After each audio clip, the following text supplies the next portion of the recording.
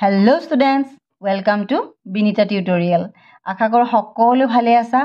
আজি মই তোমালোকৰ আগলৈ এটি অতি সুন্দৰ কবিতা আগবঢ়াবলৈ লৈছো। কবিতাটো শুনাচোন। সৎ পথে যাবা ছাত্ৰ, সত্য কথা কবা, অসত্য কথা তুমি মুখলৈ নানিবা।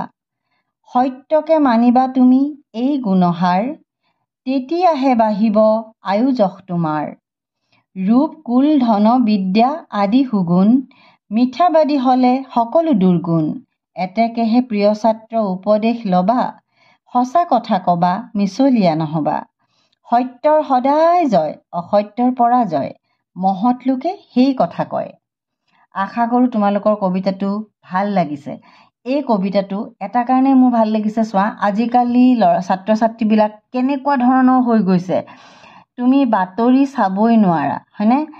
টিভি মেলিবই নোৱাৰা, মোবাইল মেলিবই নোৱাৰা। ছাত্ৰবিলাকৰ কি বিভিন্ন ধৰণৰ কেনেকুৱা ধৰণৰ গুণ হৈছে ছাত্ৰৰ মাজত, ছাত্ৰ কেনেকুৱা হ'ব লাগে আৰু আজিকালি কেনেকুৱা হৈছে।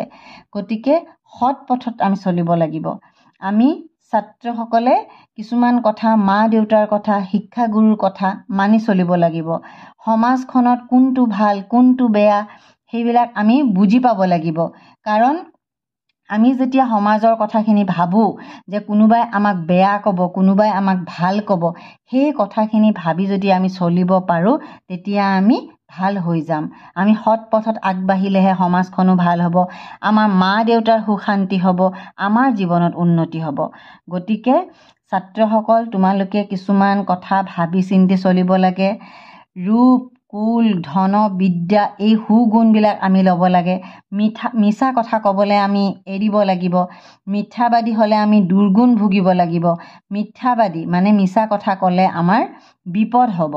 গতিকে আমি প্ৰিয় ছাত্ৰ হ'ব লাগিব শিক্ষকৰ, আৰু উপদেশবিলাক মানি চলিব লাগিব আৰু সত্যৰ পথত চলিব লাগিব। কাৰণ মহৎ লোকে এটা কথা বাৰে বাৰে কৈছে যে সত্যৰহে জয়, অসত্যৰ পৰাজয়। ছাত্ৰ ছাত্ৰীসকল, তোমালোকে শুদ্ধ পথত চলিবলৈ শিকা। মা দেউতা তোমালোকৰ দ্বিতীয় এজন ভগৱান। সদায় ভগৱানক প্ৰাৰ্থনা কৰিবলৈ শিকা। মা দেউতা তোমালোকৰ লগতে থকা ভগৱান। এজন আছে ভগৱান আমি দেখা নাপাওঁ, হয়নে? আমি তেখেতক গোসাঁই থাপনাত, নামঘৰত, মছজিদত, মন্দিৰত তেখেতক সেৱা কৰোঁ। আৰু এজন ভগৱান হৈছে কি? মা দেউতা দুইজনে একোজন ভগৱান। মা দেউতাই কেতিয়াও তোমাৰ বেয়াটো চিন্তা নকৰে। গতিকে মা দেউতাৰ কথা শুনা। আৰু এজন ভগৱান কোন জানানে? শিক্ষাগুৰু। শিক্ষকসকলো আমাৰ একোজন ভগৱান। গতিকে আমি ভগৱানক প্ৰাৰ্থনা কৰিব লাগিব। যিজন মন্দিৰত আছে, নামঘৰত আছে, মছজিদত আছে, সেই তেখেতসকলক পূজা ভগৱান বুলি আমি ভাবি তেখেতক মানি চলিব লাগিব। মা দেউতাক মানি চলিব লাগিব আৰু লগতে শিক্ষাগুৰুক মানি চলিব লাগিব। লগতে আমাৰ বয়োজ্যেষ্ঠ আমাৰ ঘৰৰ ওচৰ চুবুৰীয়াৰ ডাঙৰসকল, হয়নে? আমাতকৈ ডাঙৰসকল যিসকলে আমাক ভাল কথা কয়, আমি সকলো মানি চলিব লাগিব। এই যে নহয় এখেতসকলতো আমাৰ কোনো নহয়, মোক ভেঙুচাই গুচি আহিব লাগিব, বা মোৰ মা দেউতাই দেখা নাই মই বেয়া কাম কৰিছোঁ, এজনটো আমাৰ চিনাকি নহয়, সেইটো কথা নহয়। সমাজৰ প্ৰত্যেকজন ব্যক্তিকে আমি সন্মান কৰিবলৈ শিকিব লাগিব। আমি সৎ পথত গ'লেহে সমাজখন সৎ হ'ব। আশা কৰোঁ ছাত্ৰ ছাত্ৰীসকল কবিতাটো তোমাৰ ভাল লাগিলে, হয়নে? এবাৰ মই আকৌ পঢ়ি দিছোঁ কবিতাটো। যদি ভাল লাগে পুনৰ কৈছোঁ লাইক কৰিবা, ফ্ৰেণ্ডৰ মাজত শ্বেয়াৰ কৰিবা। তোমালোকৰতো বুজি পোৱা হৈছে এতিয়া কোনটো ভাল কোনটো বেয়া, কোনে কি ভাল কথা কৈছে। তোমাৰ মনত যেনেকুৱা ধৰণৰ আহে তুমি কমেণ্টত লিখা।